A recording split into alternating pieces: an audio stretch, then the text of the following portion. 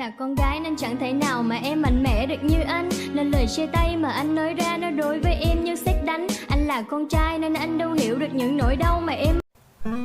Mỗi thứ nào nhau chuyện đời của sao kể lú, ta chỉ yêu vì lý trả lú một chín để lú ở bên nú, nhiều tao muốn nhà, có chuyện yêu in thứ chua là chua có cụ đây xia, yêu cụ bao trên che gửi chỉ lo lú con.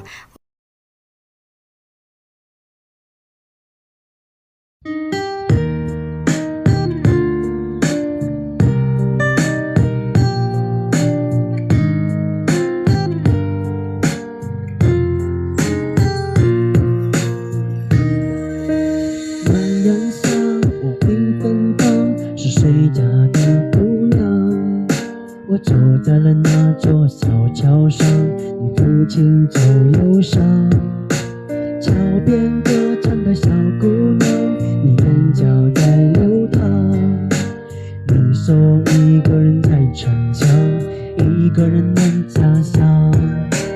风花模样，你落落大方。坐在桥上，我听你歌唱。桥边姑娘，快手看。被右手的多拱我给了谁？梦地多多晒谁破洞让同我宝宝我给。姑婆一度密码要到我用我差错度个波有个鼓手谁个波搞了那鼓谁做路？鼓啥？包个路没狐狸呀。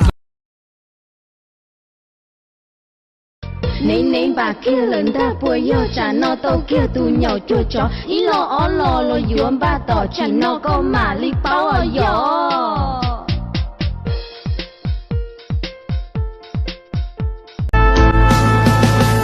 Dạy còn mù lỡ còn bà lý nhỏ mô tu lúc xuyên thọ cô chỉ mong kỳ còn mà khu xì nụ.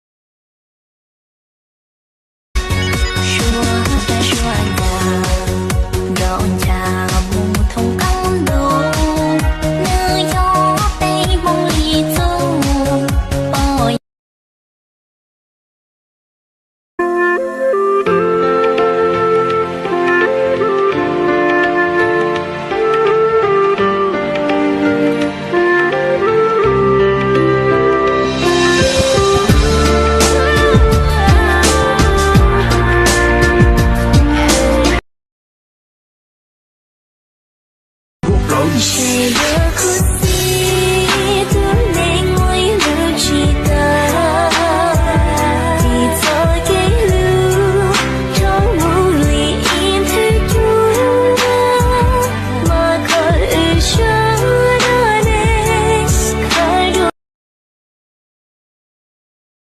Ôi mua nhia thiết sao rung rào rong giọt rào rong gì kia của lũ xiên trời.